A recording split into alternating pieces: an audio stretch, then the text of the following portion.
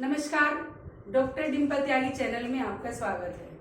आज हम इस वीडियो में जो यह दंतुरित मुस्कान कविता थी उसका एक पार्ट आगे और बचता है। फसल कवि ने एक दूसरी पोएम लिखी है, उसमें फसल के नाम से कवि कौन है? नागार्जुन।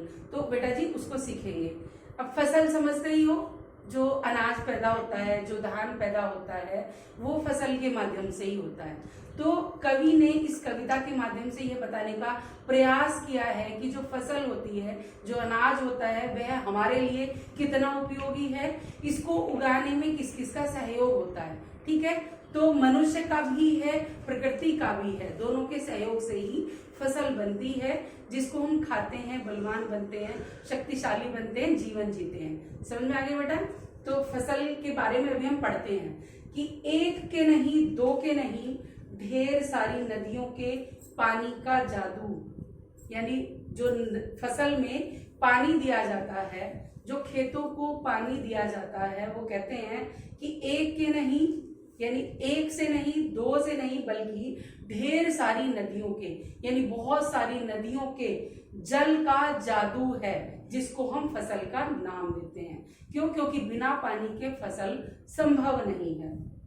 फिर आगे है एक के नहीं, दो के नहीं, लाख लाख कोटि कोटि। लाख लाख माने लाखों लाखों, कोटि कोटि माने करोड़ों करोड़ों।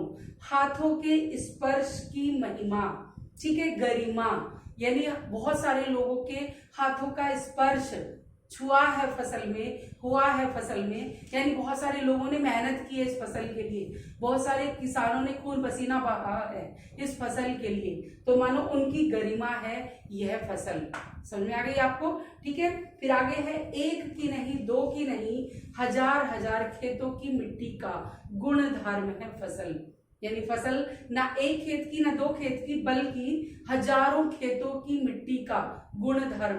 अभिप्राय क्या है? जो मिट्टी होती है उसके भी प्रकार होते हैं। ठीक है, तो हर मिट्टी में हर फसल नहीं होती, तो एक मिट्टी में जो उसका गुण होता है, उसी के अनुसार, उसी के अनुरूप उसमें फसल उगाई जाती है।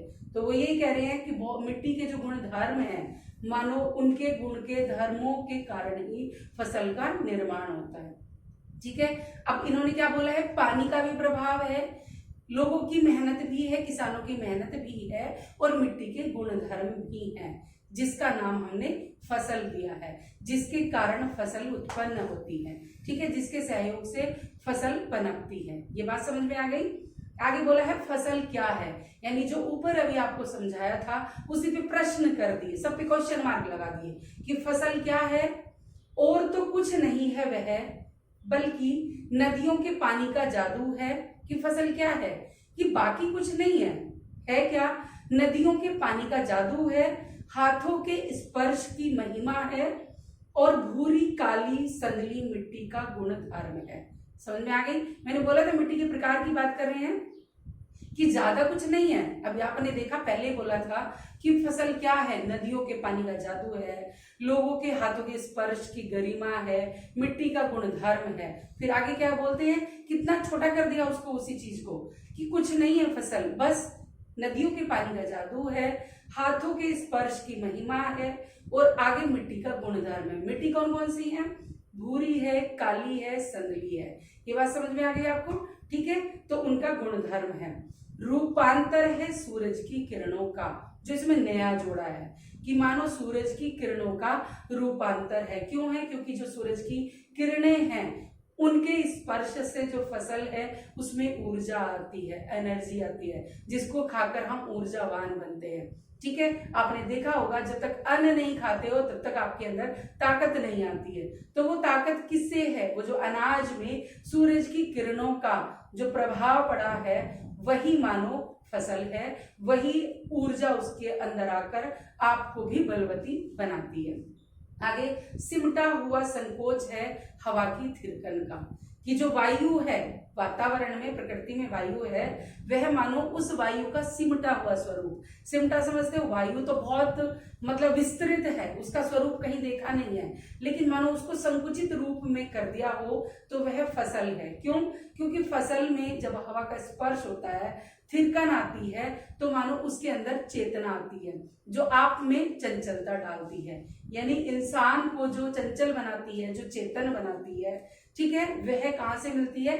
हवा से।